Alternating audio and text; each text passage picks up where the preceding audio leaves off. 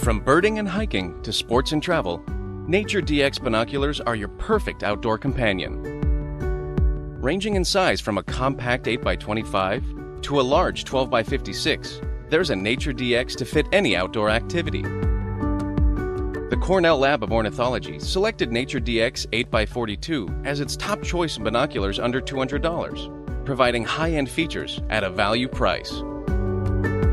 Nature DX sports fully multi-coated optics and phase-coated BA-K4 prisms for brighter images with increased contrast and resolution.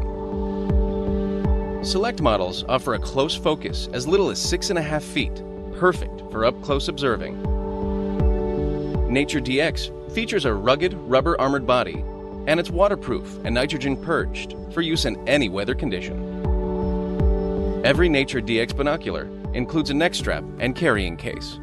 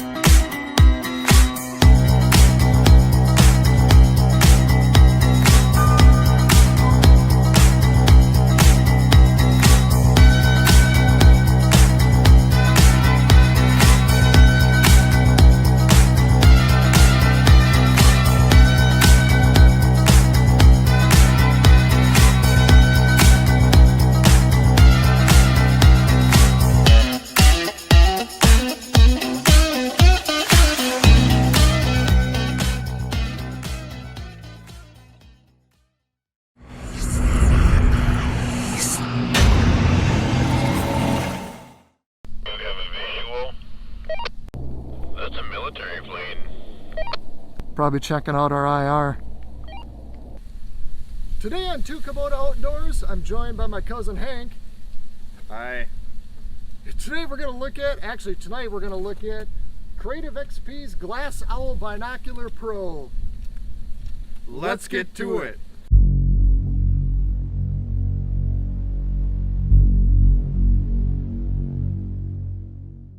So what we're going to do with these binoculars here today is we're going to lay out a straight line, and we'll show you what that looks like here in just a minute.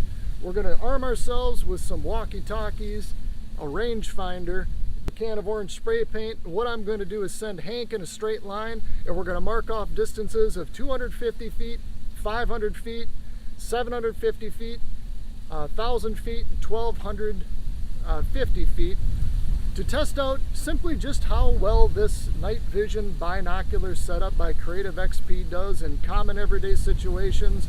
So some common everyday applications for the Creative XP binoculars might be just for some general sightseeing, possibly just scouting out in the fields for maybe coyote hunting or something like that, but mainly for night vision enthusiasts, people that are interested to see what's happening out near you at all hours of the night. Tap your taillights when you get to each spot. Yep. You know, just tap them a little bit, you know, and pause for a few seconds, and then we'll have you continue going on to the next interval. So before we return to the field, this might give you a better understanding of what it is we're trying to do. We're exploring the IR illuminator. We're going to illustrate for you all what each distance looks like. We have from our setup here 250 feet, 500, 750, 1,000, 1250, and then we were able to get way on the outer limits. And then we're just going to have an overall chat about the performance at each one of these levels. We're going to explore during our field tests is just how far we can really see. On the box here it says about 1,300 feet. We're also going to be exploring the lighting system on this as part of our field test, primarily looking at the IR capability and the brightness or the illuminator. So here are our binoculars. You can see that there are several different levels of settings on here. This is a mode to change between camera and video mode. There's a 2x optical zoom right here. This button is to take photos or videos, to snap or start a video. And this is our IR setting, so there'll be 3 levels as I understand it. There's also a zoom on here as well, you know, basically a focus. And then, of course, our display window. There are some USB and AV ports on the side here, as well as the 32 gig card that you can see in there. So this is pretty cool to actually have this function built in. We're now ready to go with our nighttime field test of the Creative XP Glass Owl Night Vision Binoculars. You can see it's pretty dark out. There's a small wind. Temperature is probably right around freezing, about 30 degrees Fahrenheit. We're going to send Hank out in a line, and he's going to stop at each interval and tap his brakes 2 times, and then we're going to show you basically what this looks like at night in terms of clarity and ability to see what's happening out in the field as he goes through each one of those intervals. You ready to do it? Yep. As we're approaching our first interval of 250 feet, Hank is now here, and I am not using the illuminator yet, but we'll go ahead and turn that on right now. So he turned off his lights, and we'll try to get a focus here. This is on a level 1 setting. Here's the IR2 and the IR3, and now back to off. This is again at 250 feet. So right now Hank's at 500 feet. We have no IR on. Now we're turning the IR on, trying to focus. Have the second IR on. And a third IR. Right now Hank's at about 750 feet. It's pretty tough to see where he is out there. I have the third illumination on. We can kind of see his headlights out there. So he's telling us he's at 1,000 feet right now. And it's pretty tough to see. I'm going to zoom in. Maybe very faintly we can see him in the distance, but it's pretty tough to see at 1,000 feet. Probably about 1,300, 1,400 feet now. And it's just pretty tough to see. Maybe we could see the headlights. Alright, turn on your lights and come on back. So what Hank's doing, he has his parking lights on and he's driving back. That's what it looks like in reality. So there he is at 1,000. So we're up in some pine trees. We want to show you guys, you know, what this thing can do in shorter distances, like a 50 feet or 75 feet or less. It's really pretty remarkable what this can do. So we'll turn off the light and take an IR of the same area. And this is again probably about 50 feet, 75 feet that we're looking into now, into some thick brush. And there's a lot of detail in here. And Hank's at about probably about 75 feet.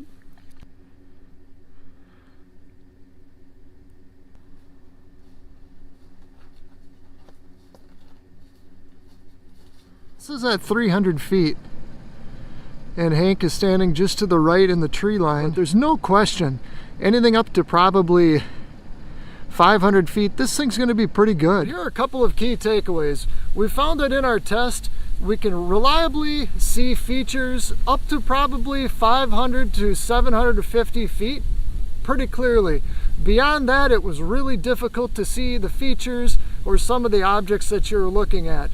So the 1300 feet that was indicated on the box is probably not going to be super realistic for most applications and uses on a day-to-day basis. Now, to be fair, when we were using my phone to peer inside of the viewfinder of the binoculars, there was some loss of resolution in that. And on the screen itself of the binoculars, the features were a little bit more clear and you could make out some of the features. To that end, I think as we get out past 1,000 feet, it's pretty much a hard stretch to really see features. But for the price of about $275 to $375 for general purpose night vision binoculars, this thing's pretty nice. After reviewing some of the footages after being up in the woods, it was actually really cool to see how clear the picture was on the binocular screen. Distance part can be a little tricky to see after 1,000 feet, and I do agree with that. I don't know if the snow had anything to do with it or not, but until next time on Two Kubota Outdoors. It's really cold out here too and windy right now. You want me to get out and like wave or something? I'm so happy you can cut things out. Yeah, well, I thought that was good. Don't be recording it right now like you are. Goggles or I'm gonna take some getting used to doing that kind of stuff. How did it go for you? Good. There we have it.